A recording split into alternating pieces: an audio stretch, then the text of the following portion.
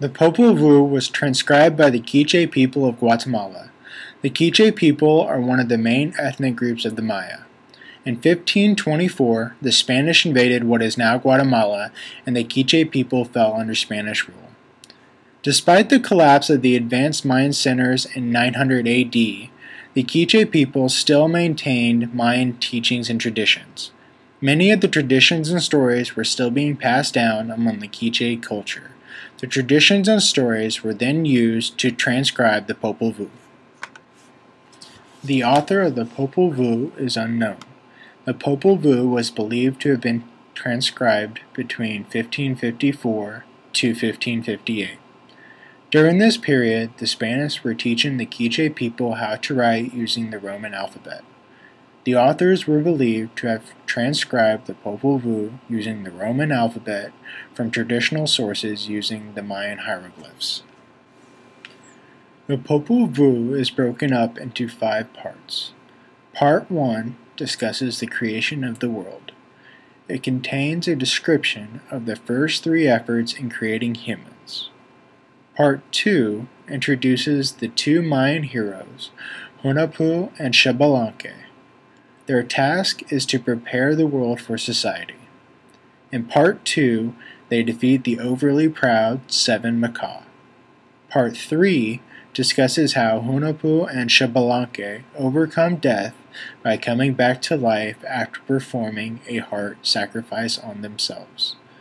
Part 4 discusses the creation of animals, mankind, the sun, the moon, and the stars. And finally, Part 5 serves as a prayer for future generations.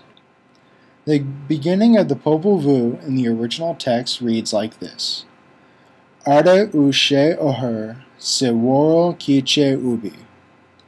Woro shakatsiba wi shakatikiba wi oher si. Utakari ba ushana ba puch ronohel shaban pa tinament quiche Ramat Quiche Wanak. This translates to, "This is the beginning of the ancient word, here in this place called Quiche. Here we shall inscribe, we shall implant the ancient word, the potential and source for everything done in the citadel of Quiche, in the nation of the Quiche people." This serves as a prologue where the authors are addressing the reader and provides details as to why they are writing the Popol Vuh, which is to keep their culture and traditions alive despite the influence of Christian doctrine. The Popol Vuh shows similarities to other texts that we have previously read in class.